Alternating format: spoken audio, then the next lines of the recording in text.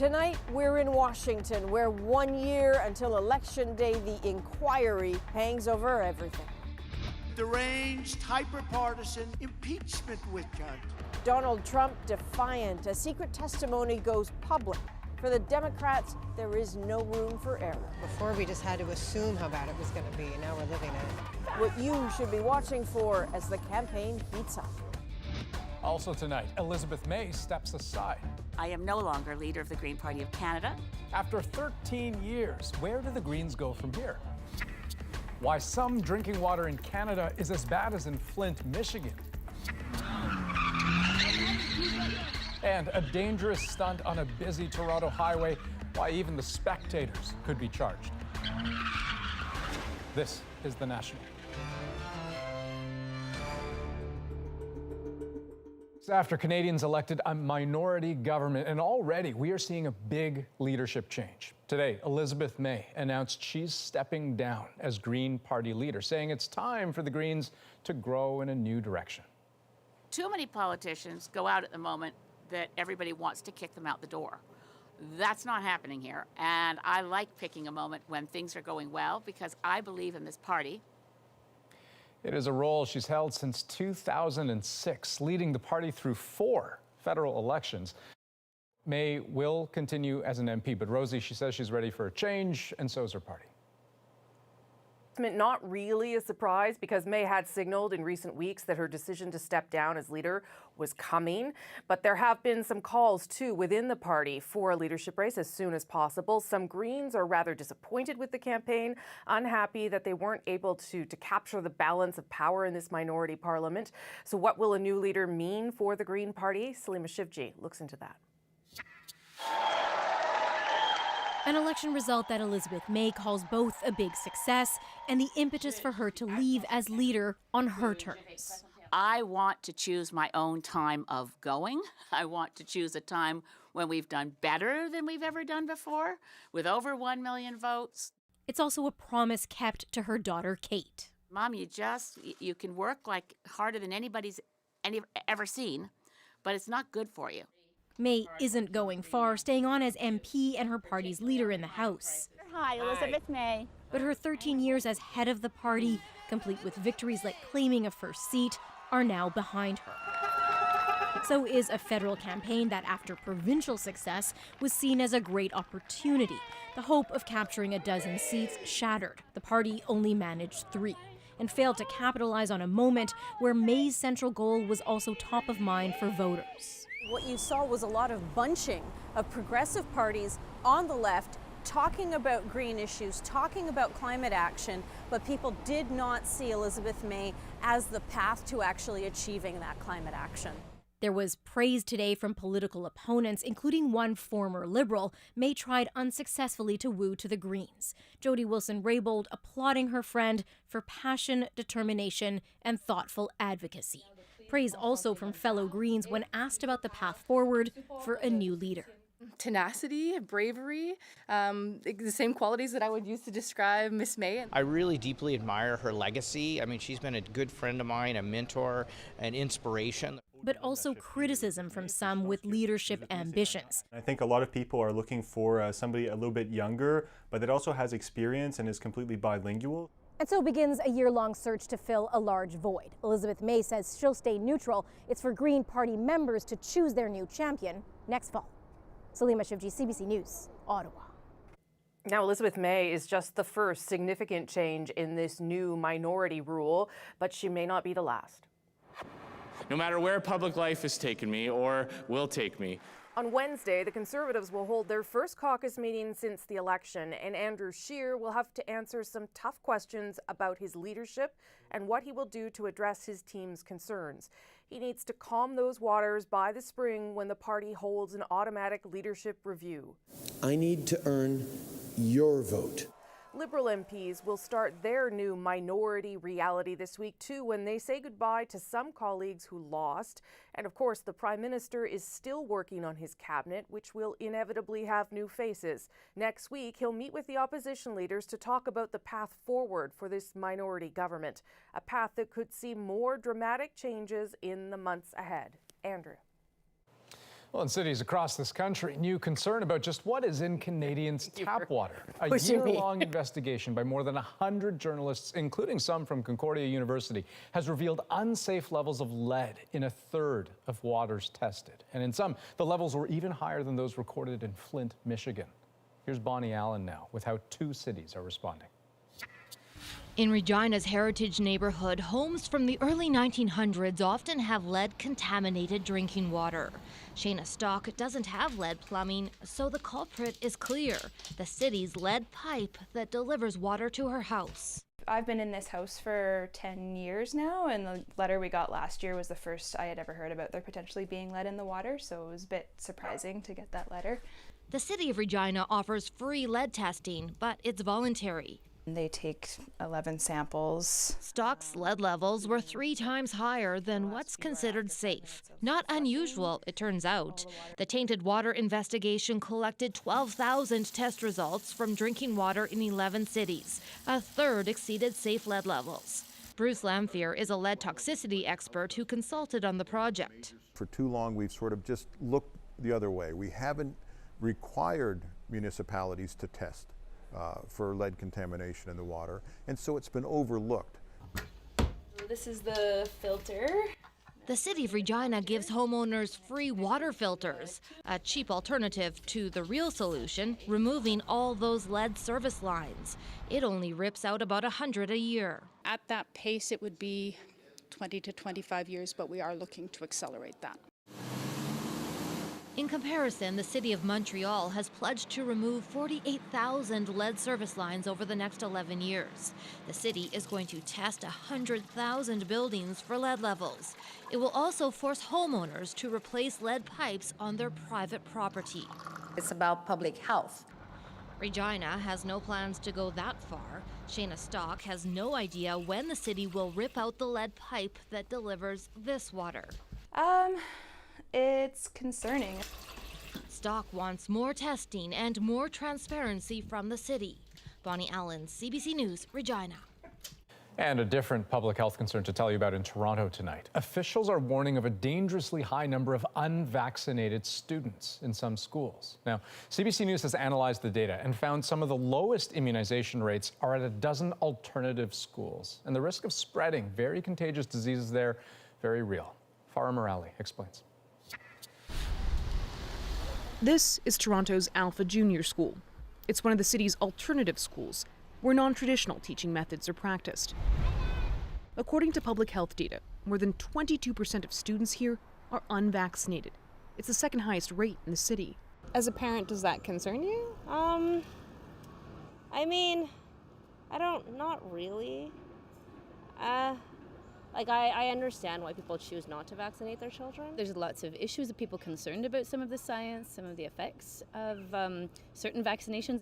A CBC News analysis looked at vaccination rates at Toronto public schools and found 10% or more of students at 12 schools received an exemption because of their parents' beliefs. All 12 were alternative schools. If we had an exemption rate of, say, 10% across all schools in Toronto, we could definitely see outbreaks of measles. Federal, provincial, and municipal health authorities all agree. Vaccines are critical in preventing the spread of infectious diseases like measles. Ontario, BC, and New Brunswick are the only provinces that mandate certain vaccines for school-aged children.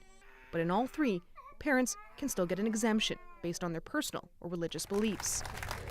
Part of the problem, according to health officials, misinformation on the dangers of vaccines that still persist. That they do cause injury. Our government pretends that they don't. A lot of it is false truths, and they've understood it and take it to heart, and they've chosen not to vaccinate their children. Good job! Rebecca Stonham is hoping to reach those parents. Her daughter nearly died after contracting whooping cough at 7 weeks, just days before she was scheduled to be vaccinated. I think that for people that are just electing to not vaccinate their children for their own personal beliefs, I don't think that justifies enough of a reason to put other children at risk. You want to play with your tractor? Toronto's chief medical health officer wants the province to only allow exemptions for medical reasons. Ontario's Minister of Health says it has no plans to change the current approach to vaccines. Farah Morali, CBC News, Toronto. South of the border, the political focus right now is split. For starters, they're eyeing a big moment now just a year away, the 2020 U.S. presidential election. Donald Trump, of course, fighting to keep his job, the Democrats fighting to get him out. And not just through the election either, because the positioning, the campaigning, it's all happening as the push to impeach the president starts going public. And at the center of both of those stories, Adrian, Washington. Which is why we're here again tonight at the start of what really promises to be a totally interesting year here. So this is Freedom Plaza. This is in the heart of Washington. Behind me is the Capitol building. If you walk 10 minutes in the other direction, you're at the White House. And inside both of these important structures these days, real intensity, because this is a critical time for this country. Before the Democrats can really make their case for the presidency, they need a candidate. Tonight, we go inside the race to win the nomination and ask, how will the impeachment inquiry affect the campaign, if at all? But first, a big day in that Trump impeachment inquiry, as some testimony goes public and others stay silent. Paul Hunter takes us through. Ask Donald Trump about Marie Yovanovitch, and as he put it today, the president of Ukraine was not a fan of hers either. I mean, he did not exactly say glowing things. I'm sure she's a very fine woman. I just don't know much about her. Yovanovitch was the U.S. ambassador to Ukraine until April, when Trump effectively fired her. Last month, she testified behind closed doors in the impeachment inquiry against him, with her private testimony released today as the inquiry moves into its new public phase. You will see in Ambassador Yovanovitch's testimony what a dedicated public servant she is. In transcripts, Yovanovitch says Ukrainian officials had warned her of a smear campaign against her, with Trump insiders, including Rudy Giuliani, looking to hurt her, and that she needed to watch her back. This as more White House officials subpoenaed to testify today were no-shows as part of White House efforts to derail the inquiry. Among the no-shows, lawyer John Eisenberg. And I think we can infer that the reason they don't want the public to hear from Mr. Eisenberg is that it would tend to corroborate allegations against the president. It's Eisenberg who's said to have moved a summary of Trump's infamous phone call with Ukrainian President Zelensky into a top-secret White House server, normally meant only for matters of national security. That's the call in which Trump seemed to try to pressure Zelensky into finding dirt on Trump rival Joe Biden. So there's the still unanswered question. Why would a call record that the president would have the country believe was perfect, why would it be hidden in this classified system? So, Paul, this inquiry is clearly captivating Washington, but most voters don't live here. So do you have a sense of how it's playing out there? Yeah, well, I mean, part of the point of the inquiry is to get Americans on side with impeachment, to put evidence out there, see if there's support for it. And right now, there seems to be. I think the latest poll that I saw had it at just a smidge over 50% in favor of impeachment. That said, I was at a Trump rally in Tupelo, Mississippi Friday night, and I put that to Trump backers. And every single one of them said that they think the impeachment process is ridiculous, that if Trump is impeached, there would be, fury. I said to one guy, what if he's impeached? And he said, if he's impeached, we will turn around and we will vote him right back into office. It's a reminder, Adrian, that this country is still deeply divided. All right, Paul, thanks very much. Much more from Washington still ahead. Susan takes us inside a crucial stop on the path to winning the Democratic nomination. And I sit down with a panel of political insiders to talk about an election year like no other. That's starting in about 10 minutes. Back to you in Toronto, Andrew. Is the U.S. still a safe country for asylum seekers? That question is being asked in a Canadian court this week. Right now, asylum seekers crossing from the U.S. at a regular border crossing are sent back to make their asylum claim in the United States. But this court challenge could change that. The CBC's Habiba Noshin explains. She's known as claimant ABC and is at the center of a legal challenge heard in federal court today. She spoke to CBC's The Fifth Estate in 2017. Podíamos regresar a la casa porque si no nos iban a matar. The woman is from El Salvador and says she fears if she and her daughters are sent back, they will be killed by gang members. He escuchado de mucha gente que Canadá es un país mucho más humano, donde están más dispuestos a ayudar a la gente que tiene problemas en su país. But because of the 2004 Safe Third Country Agreement, Canadian asylum is out of reach. Since she landed in the U.S. first, that's where she has to make her claim. With Amnesty International and 2 other advocacy groups, she launched a legal challenge to the agreement in 2017 that's being heard in federal court this week. Outside, supporters calling for the agreement to be struck down. The main argument in the case, the U.S. is no longer safe for asylum seekers, especially under policies ushered in by the Trump administration. Often denied basic health care, denied basic nutrition, and often with their lives at risk. Children are separated from their parents. It's a moment of reckoning to decide whether we're prepared to stand with asylum seekers, refugees, and migrants, or are we going to continue to stand with and give a nod of complicity to Donald Trump? The Canadian government has been fighting to keep the agreement in place. In court submissions, it argued that the U.S. has a highly developed asylum system in place. Habiba Nashin, CBC News, Toronto. And we are back in 2 minutes with some unreal images from India's capital, a city literally choking on smog. Politicians are forcing millions of cars off the street as Delhi records its worst air quality in 3 years. Plus, imagine being stopped on a busy highway because of this. Ontario police are hunting for the people behind a pretty dangerous stunt. Plus, the story behind a scary moment in Ottawa today. A crane operator suffers a medical emergency while lifting a load high above a construction site. We're back in 2 minutes.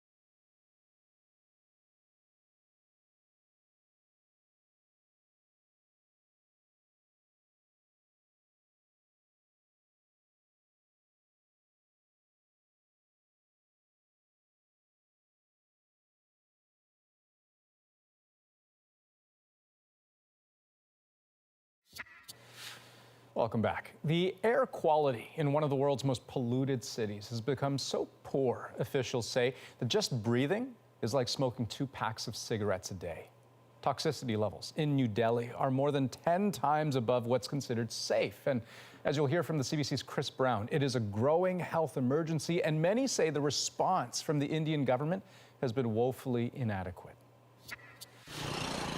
An enormous, putrid white cloud has enveloped New Delhi, causing people to wheeze and choke on air that could cause permanent lung damage. Like it's suffocating to breathe also sometimes, and inflammation in the nostrils and all, and then eyes also.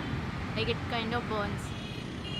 Delhi's awful air is notorious, but this November appears to be the worst ever, mostly because of farmers in the north burning their fields after the harvest. That smoke creates a toxic stew of gases, which gets blown not just over the capital, New Delhi, but also to India's most visited tourist attraction, the Taj Mahal in nearby Agra. Today, crews resorted to spraying the pollution off trees near the World Heritage Site, and there was even an air purification truck driving around to suck pollutants out of the smog, though both measures smacked of desperation. The city's top engineer said the truck was being dispatched to the worst spots, and he insisted it was making a difference. As a further measure, private cars are being restricted, with even and odd-numbered license plates being permitted on alternating days. But local climate policy experts cast doubt on the effectiveness of that tactic too. Of course, it's ineffective in dealing with air pollution as an issue. If air pollution was solely due to the vehicular traffic, then this would be a solution. Right now, it cannot be a solution because motorized private transport has a very small share in the whole pie. Using farm machinery instead of burning to get rid of the crop leftovers is widely accepted as essential to solving Delhi's wintertime smog problem. The government is subsidizing some farmers to buy the new equipment, but its benefits may take years to be felt. And even then, it won't do anything about industrial pollution, which is also a huge contributor to India's dirty air. Chris Brown, CBC News, London. Wow. Okay, let's go to Ian now in our Vancouver National Newsroom. He's watching developing stories for us. And we're going to start in Ottawa tonight, where firefighters and paramedics climbed up a construction crane to rescue a worker. That worker had a medical emergency this afternoon atop the crane in the city's downtown. Ottawa police say a cable broke, and that caused the crane to drop its load. Firefighters used ropes and pulleys to lower the crane operator to the ground. He was taken to hospital in stable condition. No one else was injured. In Quebec, hydro officials say they're in the final push to bring the last of their clients back online after Friday's massive windstorm. Hydro-Quebec says more than 30,000 customers are still without power, and 1,500 workers will try to have them all reconnected by tomorrow night. At the height of the storm, almost 1 million homes and businesses were in the dark, a situation the Premier described as the worst crisis in Quebec since the 1998 ice storm. And Canada's highest court has officially welcomed a new justice to the bench. A former Quebec Appeals Court judge, Nicolas Cassirer, signed the oath of allegiance this morning. The 59-year-old was confirmed to his post with the Supreme Court of Canada in August. He spent 20 years as a law professor at Montreal's McGill University, including as Dean of Law. Well, a member of the World Series champions is getting a lot of attention and some controversy today for the baseball cap he chose to wear. That's one of the international stories we'll have for you in 20 minutes. And still ahead on the National, a shockingly dangerous bit of stunt driving on a busy Toronto highway, stopping traffic in a coordinated move, but it's not as uncommon as you might think. That's coming up. Plus, more in-depth coverage from Washington as the United States faces a year of big decisions. 13 Democratic candidates jockey for the nomination. Susan Ormiston takes us inside a critical Iowa campaign stop. That's next.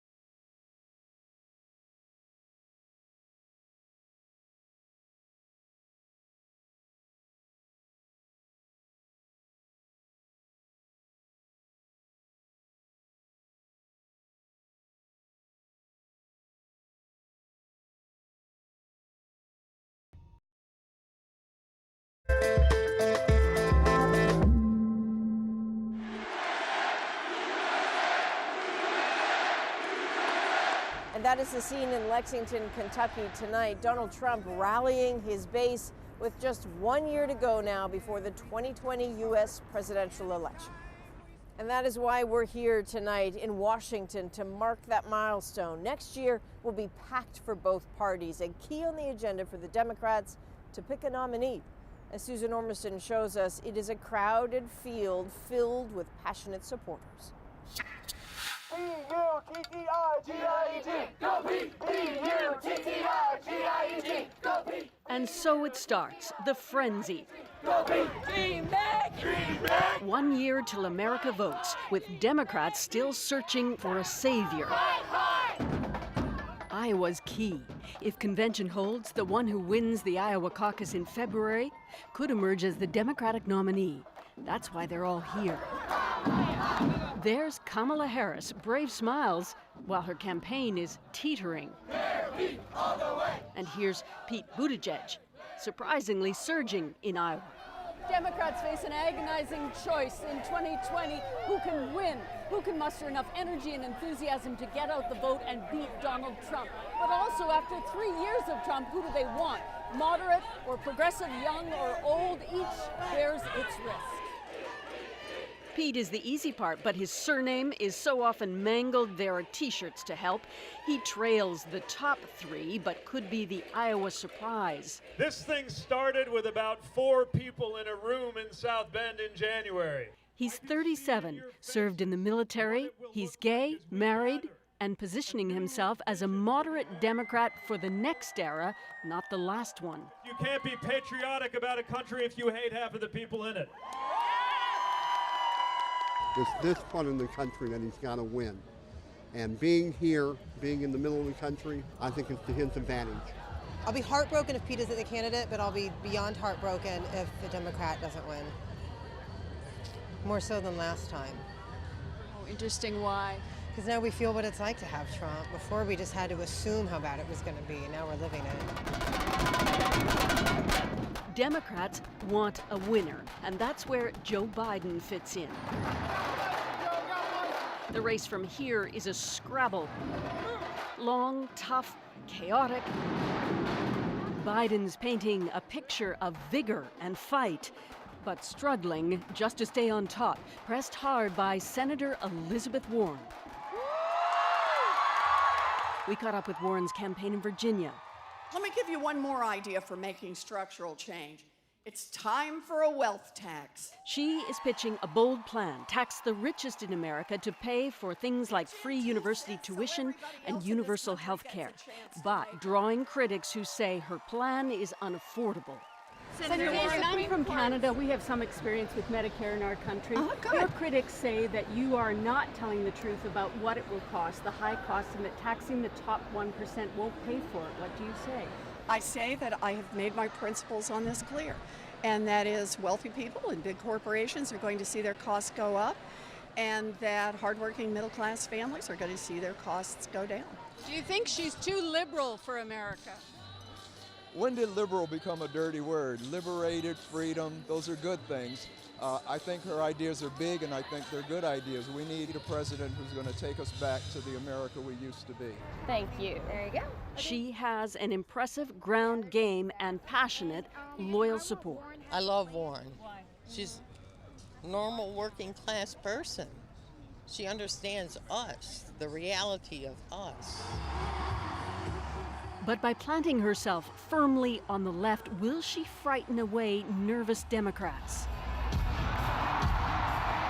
Back in Des Moines Friday, and they're rocking it. 100 days till the Iowa caucus chooses, and 13 candidates with their cheering squads are here at a fundraiser.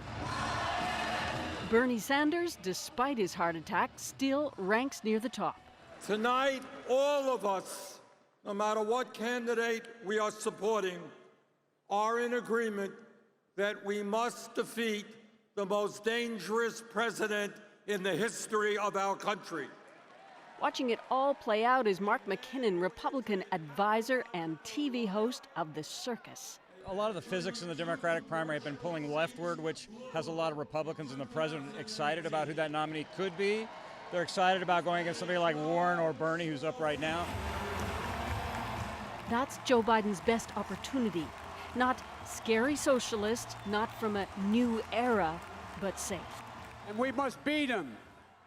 And I will beat him like a drum. Most Democrats haven't made their choice, but they know what they want most: a victor. Susan Ormiston, CBC News, Des Moines, Iowa. We have more in-depth coverage from Washington next. I'm joined by some of the city's best political journalists for a look inside covering a campaign that is bound to have a few twists and turns over the next year. We're back in 2.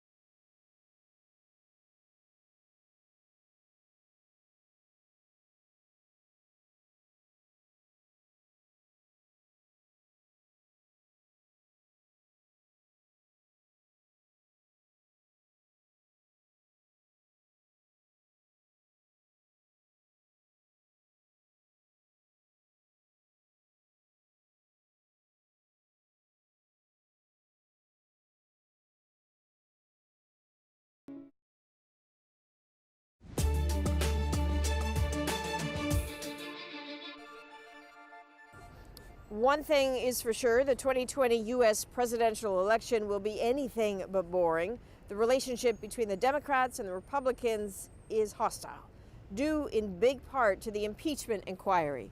So how will so much anger and so much partisanship affect the outcome in just 1 year from now? David Frum is a senior editor at The Atlantic. Aaron Blake is a senior political reporter at The Washington Post. And Megan McArdle is a columnist at The Washington Post. Thank you for joining us. So we are in the book room of this old Washington hotel, all sorts of stories of the way the world used to be. Perfect place to talk about what on earth is going on now. So I suppose 1 year out from today, unless something squirrely happens, another hanging Chad situation, Americans will know who their next president is. So David, Donald Trump, second term? Balance of probabilities is no. It's not just that his poll numbers are bad, but that when you look at the people who are against him, they are implacably against him. Most presidents have a soft opposition and a hard opposition. Donald Trump has only hard opposition. It's almost half the country says they will never consider it. But here's the condition. It is possible to imagine that he could a second time win the Electoral College while losing the popular vote. And this time, very possibly by losing the popular vote by even more. 2.7 million down last time. It could be as much as 4 million down the next time. But isn't it the case that with a few sort of recent examples, most incumbent presidents win? The economy is pretty good. Why wouldn't he win? He's exceptional at alienating people, right? But I think that there is a caveat to what David is saying, which is this. The people he alienates most are affluent suburban voters, right? That is why his party did so badly in the 2018 midterms. He lost people even more than he had. He started losing those people in 2016, but he really just hemorrhaged them in 2018. So, I mean, he could become the first president to run again with an impeachment on his resume from the House. Is anybody else actually talking about this? I know it consumes the city, but outside of Washington, on the campaign trail, is this being discussed? It's something that is coming up very seldom on the campaign trail. And I think that's a big reason why a lot of Democrats were slow to embrace it. I mean, even when this was something that much of the base was on board with, we didn't really see rank and file House Democrats on board with this. And a main reason that they said that they weren't on board is because they weren't hearing from their constituents about it. And even in the weeks after the impeachment inquiry was announced, and a lot of these lawmakers were still in their home districts, they still weren't hearing about this very much. So I think it's something kind of like our presidential elections, where people kind of tune in when it starts to get really serious and gets towards the end, and we're just not really close to that end point at right now. Megan, you've written about how this is a president who has obviously made it clear that the norms of past political realities don't apply to him at all. So is there a chance this actually really helps him, that this is a great gift to him? I think that's unlikely. I think things like the Brett Kavanaugh nomination, a Supreme Court nominee who was accused by someone of having tried to sexually assault her when they were in high school, that really helped him with his base, where he totally defied the norms. Any other president would have withdrawn that nomination, and Trump said nope, pushing through, and he ultimately got him through, and that really energized his base. Impeachment is, I think, a little different. It will fire up people who are super angry, who are going to be super angry that Democrats are doing this and view it as just a politicized, a witch hunt, and so forth. You hear that already from Republicans. But those people were already pretty fired up, right? Those people, I think, were going to turn out in 2020 regardless. The question is for the middle, right? Those people who maybe really don't like Democrats, but maybe also really don't like what they're being asked to defend in Trump. I don't think that the endless recitation of the things that he's done, which at very best are skeevy, I don't think that's going to help him with those voters and make them want to come out. It has two other effects that I really hurt him. The first is Bill Clinton left a playbook behind of how to deal with an impeachment. You focus on the job, you don't get distracted, you make sure that you have a team that deals with the impeachment while the president does the job of being president. Donald Trump has thrown out that playbook. The impeachment is inside his head. He is the one who is being controlled by it, and you can see him reacting ever more impulsively. He tweeted on Sunday something like 28 times, and many of them like retweets of some pretty weird people. The New York Times did a big survey of how he retweets Russian and white supremacist accounts. He's losing control of himself. I think there's one argument real briefly for this potentially helping the president, and that's because we all talk all the time about how President Trump's base is very much on board with him. They're very passionate, and that's true, I think, for probably 50 to 60, maybe even 65% of his supporters.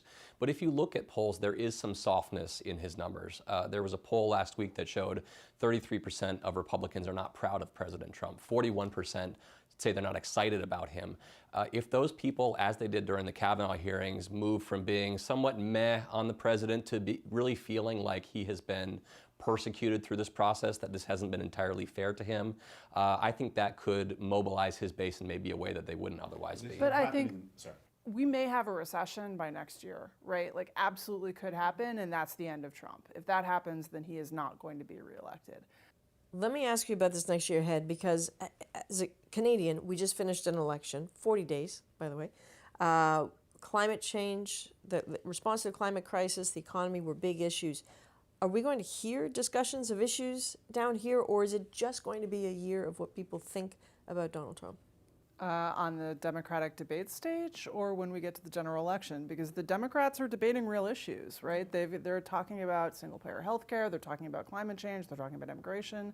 They're not, I think, being as forthright and serious about their plans as one would hope. But these are real major issues on the table, and they have and people are putting forth bold, potentially too bold for suburban voters, agendas. When it gets to the general, it's going to entirely be about Trump. And I think the danger is that is the playbook that Hillary Clinton ran in 2016, right? It was all like, look at him, he's terrible. And I personally agree with that. It was not enough to get her elected. So I think that, the danger for Democrats is that their base is quite left-wing and has pushed them onto this very bold agenda of, we're going to do single-payer health care, we're going to, depending on who the nominee is. Aaron, is it normal 1 year out to have a sense of who the front runner is likely to be? We usually have at least a suspicion about it. I think at this point in 2016, even though nobody actually expected Donald Trump to be president, he had asserted a lead in some of the polls and was starting to show that he could actually be the nominee. You know, that's not always the case, but I think the Democratic primary right now is unusually wide open at this point. Even if you look at the early states, there are some obvious winners in the early states that show that this, you know, we could have 3, 4 different winners in the first 4 states if things shake out a certain way. So this could be an ongoing process, and a lot could change before then. I do think we're starting to see the top tier of the Democrats start to solidify a little bit. And that looks like what? And that's Elizabeth Warren, that's Joe Biden, that's Bernie Sanders, who's kind of holding on to it a little bit. And then Pete Buttigieg is kind of the wild card here, especially if you can do well in Iowa, which is a really good state for him.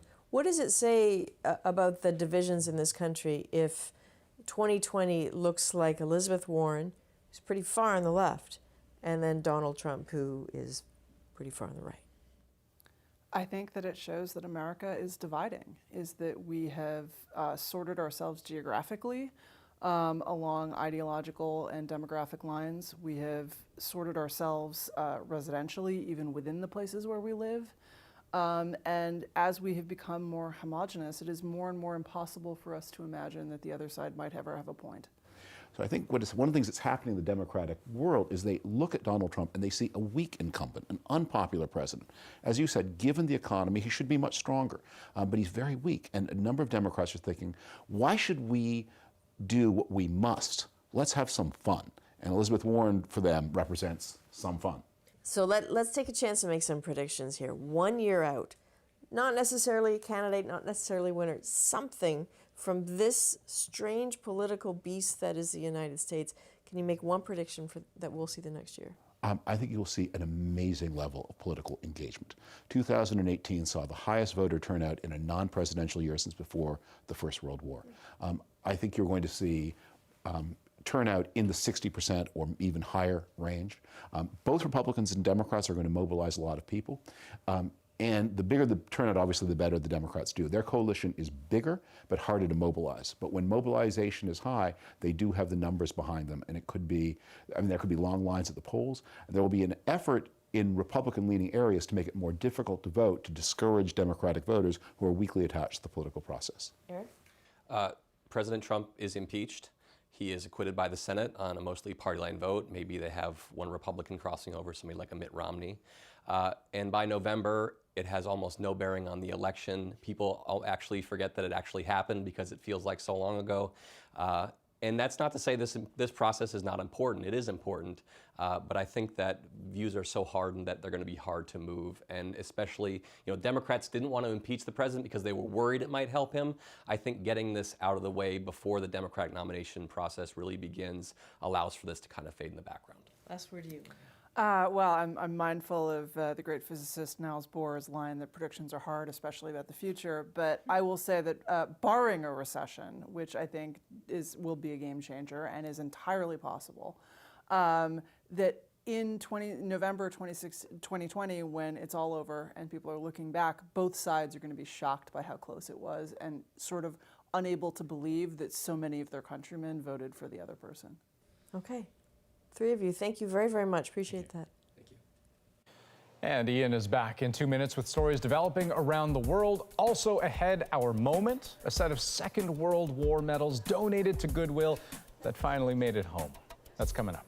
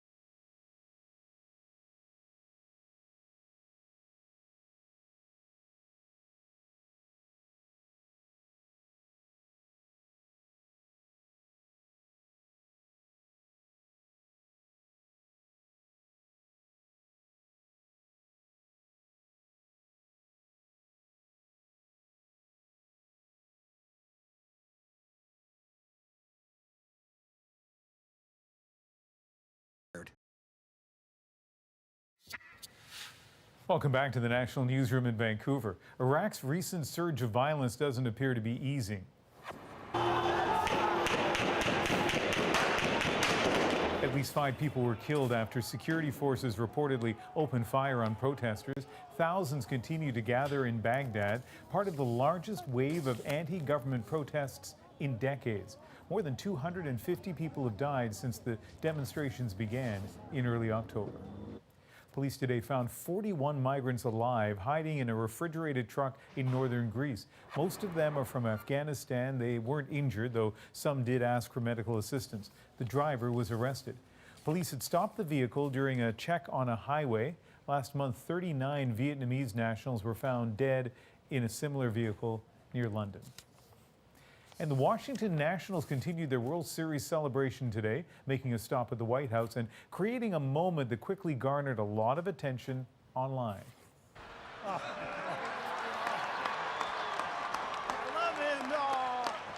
Catcher Kurt Suzuki receiving an enthusiastic hug from the president after donning a Make America Great hat at the podium.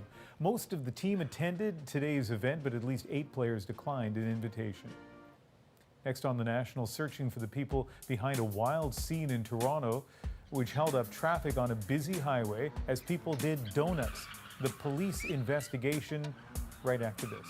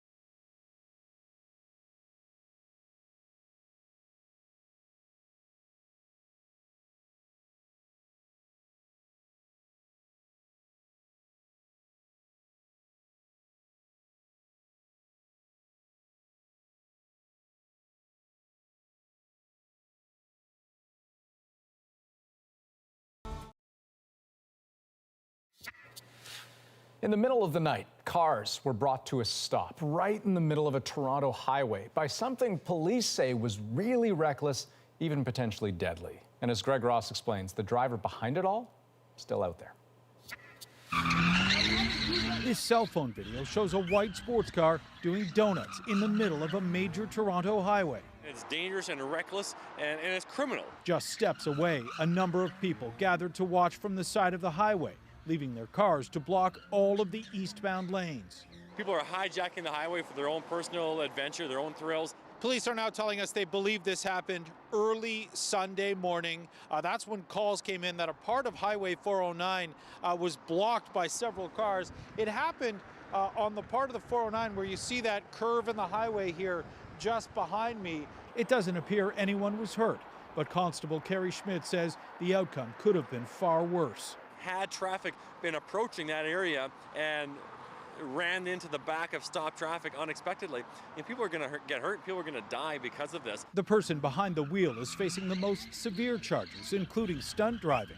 But the people who got out of their cars to watch could also be facing charges. This is not the first time something like this has happened. We've seen groups like this hijack and commandeer intersections in the city. There's the feeling of protection in numbers, and because 1, 2, 3, or 4 people are doing it, well, I'll just jump on and be part of the excitement. In 2017, a mob of motorcyclists blocked off a number of highways in the Toronto area. It was also recorded by some of the participants, and dozens of them were charged. Schmidt says police have already received a number of tips about this weekend's incident, including some from people who say they were there at the time. Police are hopeful they will lead to the identity of the driver and anyone who helped organize this. Greg Ross, CBC News, Toronto. It's reckless and pretty dumb. Okay, next on the National Hour Moment. It's about a trip to Goodwill, a nationwide social media hunt, and one woman's brand new connection to her family's history. That's right after this.